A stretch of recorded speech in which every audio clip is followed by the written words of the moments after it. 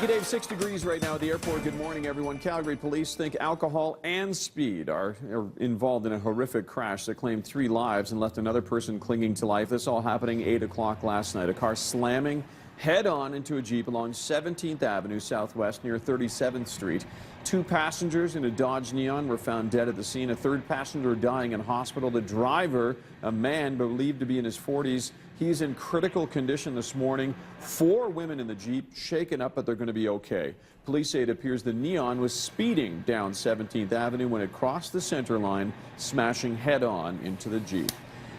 In Edmonton, police and fire investigators say a blaze that destroyed a condo project under construction was set on purpose. The September 29th fire resulting in about $20 million in damages. That makes this blaze one of the costliest fires in Edmonton's history. About 80 firefighters were sent to battle the blaze, which took about 7 hours to get under control. No one was hurt, thankfully. Neighboring homes did have to be evacuated because of intense heat and exploding propane tanks. The City of Calgary is asking people to only book and ride in registered, licensed limousines. This is in response to a new mobile app offering to cover your cost of a ride this weekend. The Uber app connects passengers and drivers. It's a car-for-hire app that allows customers to request and pay for rides through their smartphone. The San Francisco tech company behind this wants to bring its service to Calgary. As a promotion, passengers can test out the app for a $5 donation. The app's promo weekend not going over well at City Hall. The city says licensed limos have to require a minimum charge of $78.30 per hour. Officials say the city welcomes new tech options, but it wants to make sure people are using a licensed limo. This is the safeguard for riders. We want to make sure that there's, our people that are paying for the services are doing it above board.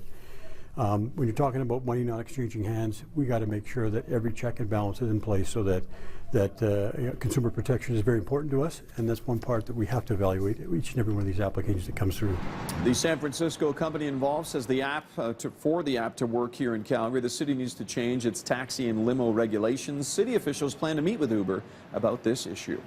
Work has begun on a downtown Calgary skyscraper that will change the core forever. Construction now officially underway on Brookfield Place, Calgary. The East Tower is what's been broken ground here. The 56-story high-rise will take up a full city block along 7th Avenue southwest between 1st and 2nd Streets, the former site of the old Calgary Herald building along the C-train line. When it's done in 2017, it will be the tallest building in Western Canada at 247 meters. The bow, by the way, as you can see, a little shorter, 236 meters in height. A groundbreaking ceremony was held yesterday. It's expected that Cenovus Energy will move into the $1.3 billion building in early 2018.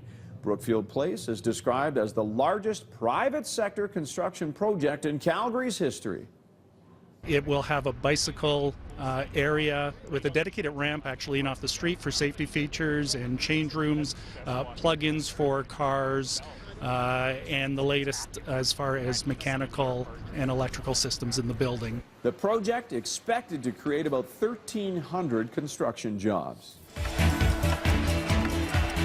In business news, a bit of a surprise here. Facebook stock is trading down in the early going today. At last check, it was worth about $48.72 per share. That's down from an after-hours price this morning of more than $50 a share.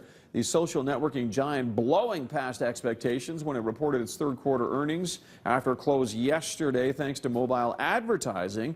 Facebook posting an earnings report of $425 million for the third quarter. Compare that to a $59 million loss in the same time frame last year. Revenue for Facebook, about $2 billion. That's up 60%.